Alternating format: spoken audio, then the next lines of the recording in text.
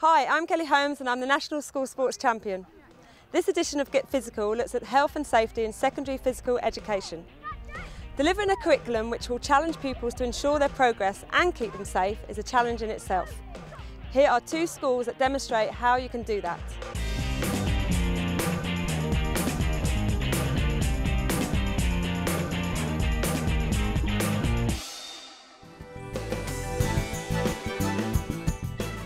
Okay, stop there. Okay, what must we not do when we change an end?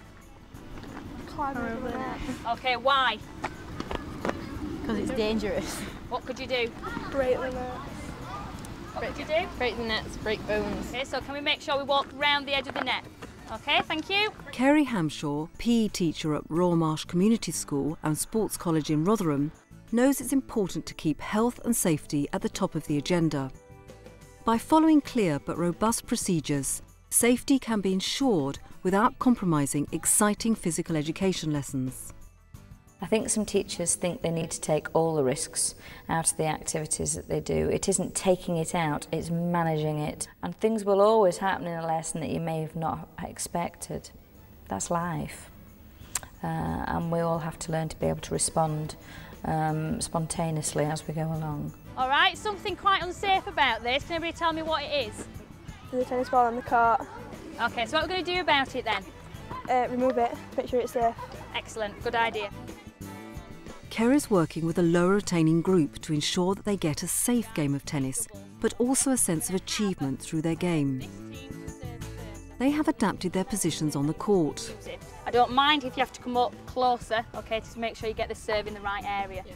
And they are gripping their rackets higher than usual, so they have a better chance of hitting the ball. I'll be the umpire, I'll be scoring for you girls.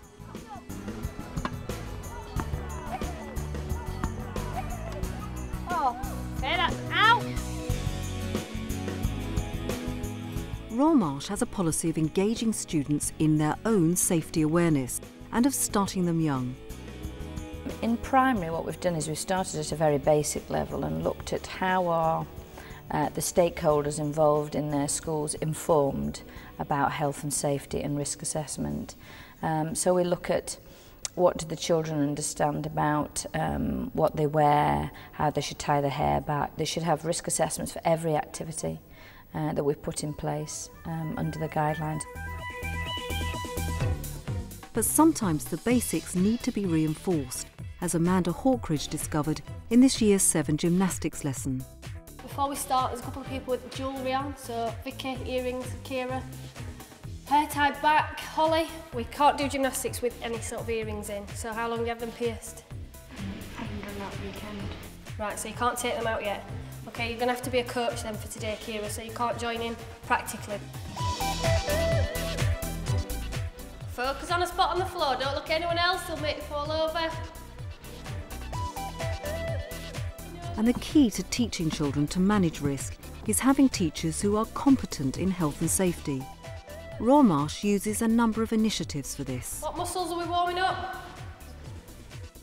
Here at Royal Marsh Community School and Sports College, we make sure that we have an established programme or established principle of safe practice within everything we do. We have a risk assessment officer in school. As well as that, we have key people who are the experienced members of staff who will certainly give guidance and support to those members of staff who maybe need that little bit of development or a little bit of understanding in order to make sure that they assess risk and take steps to address that. Equipment, how do we carry it? Okay, we're going to pick it up. We are not going to drag it along the floor.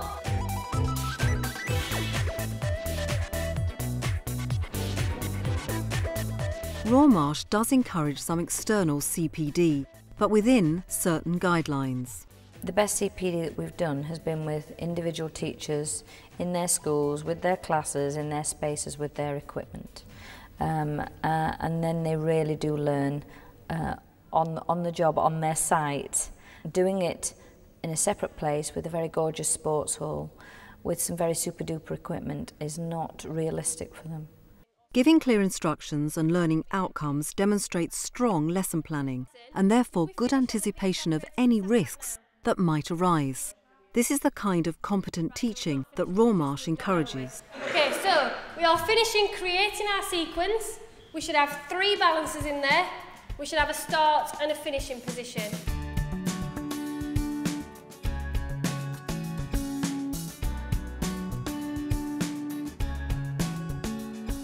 And Rohrmarsh also promotes good understanding of health and safety by getting the students to act as teachers and teach it themselves.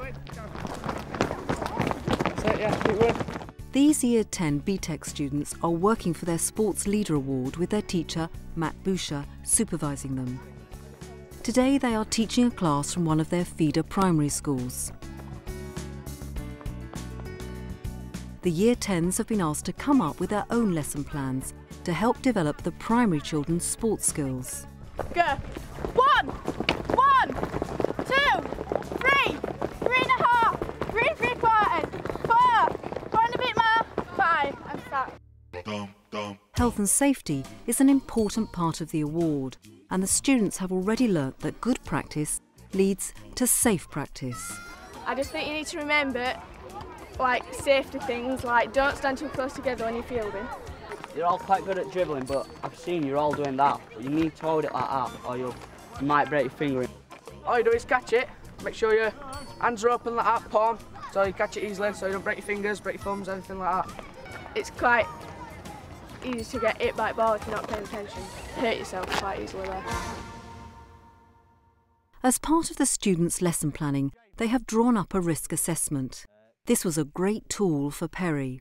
On the yard there's a fence around it and then there's 2 gates, and I didn't realise that one of the gates was open, so when someone kicked a ball through, they went straight through the gate and I didn't think to close the gate before they went. On my next assessment I'll remember to just close the exits except for the fire exits. Key to good health and safety practice is ensuring that the complexity of the lesson is correct. If it's too demanding, it could lead to accidents, and if it's too boring, there's a risk of students misbehaving and getting hurt as a consequence. Following the STEPS principles is a way to establish a safe, purposeful working environment for all students.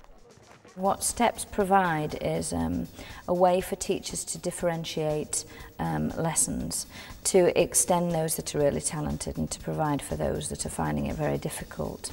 And what it stands for is space, so they always look at the space that they're in. Make sure we're not standing too close together, so we're not like diving into each other. We need somebody over here, so if they hit over here, somebody coming over here.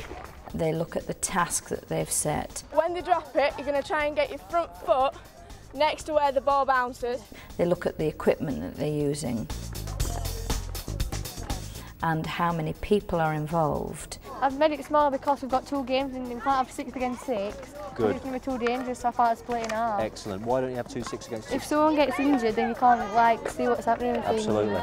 And the other S at the end, STEPS, is the success. Kids have to have success in order to feel that, to gain the self-esteem that they need through physical education. A combination of all these health and safety practices has yielded positive results. The number of serious incidents taking place in PE has dropped dramatically. I've been here 7 years now, I've been teaching for longer, and I have seen risk managed more effectively through an increased awareness in relation to the safety of young people.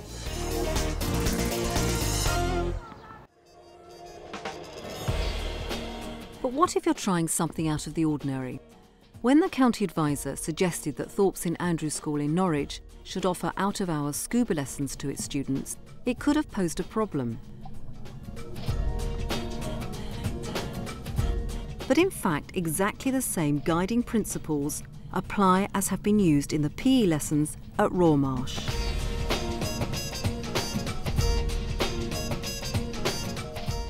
Our approach to PE is to give pupils as broad an experience as possible, but within a safe environment.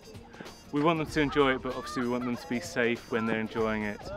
And the prospect of inviting another teacher or an adult supporting learning into the school alerted the health and safety coordinator.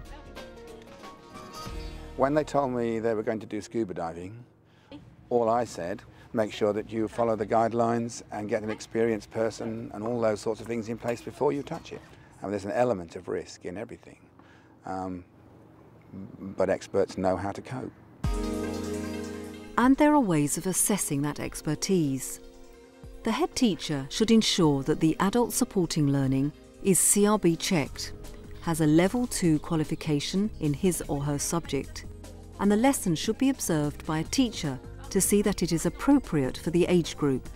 The paperwork also needs to be checked.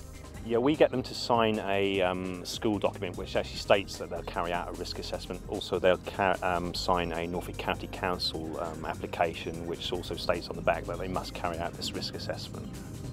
This is Lewis's and Liam's first diving lesson. Their parents have filled in a stringent medical questionnaire. Well, yeah, I'm quite excited about doing scuba diving because I've never done it before. The button on the top lets the air out again, so just press that once. Nikki Ely is a professional association of diving instructors, master instructor, with excellent communication skills. She goes through the early preparations and ensures that the children have understood what she means by getting them to join in. Gaining the students' comprehension is an essential part of engaging them in their own risk management. You simply place it in your mouth, bite lightly on the mouthpiece, and then seal your lips around the mouthpiece itself. Diving is potentially a high-risk activity, as things can go badly wrong very quickly underwater. So great care is taken to ensure that the risks are controlled. And when we dive, we always dive in what we call buddy teams, so 2 people together. And this is in the unlikely event that the other person gets a little bit low on air, okay? They can then start using this regulator and using the air from your tank. And there is a particular safety concern about the use of the mask. Claustrophobia can be an issue with masks. The way we check for this is when we give the children their masks, we get them to put them on, and straight away you can tell whether someone likes it or not just by their facial expressions, or if they tend to be taking a while over it, they might see their friends putting the masks on, and that will then encourage them to do the same. Once underwater, a series of hand movements is used as a communication tool. And the first one we use is this one, which is the OK signal, which is a question and answer. Are you OK? And you are OK, make sure you give us the OK signal back. Nikki's risk assessment ensures that control measures are ready to hand. At the site, in case an emergency does happen, we always make sure that we carry enough oxygen to provide the person with until the emergency services arrives. All of our staff are first aid and oxygen qualified, and we also always make sure that we're not too far away from a phone as well. Plus the small groups also helps us with control as well. And once everything has been checked for safety, it's time to play.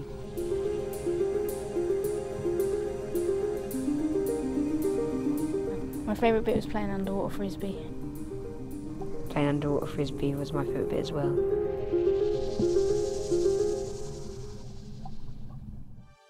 Practices at Royal Marsh and Thorpe St Andrew demonstrate the importance of clear and safe procedures in both traditional and adventure sports. The schools always do a risk assessment for every activity. Ensure staff have the necessary knowledge and experience of health and safety practice, and check students' understanding of safety concepts. Life is about managing risk, it's about being aware of it and knowing what your limits are and what you can actually work towards. And that is, I think, education in a nutshell.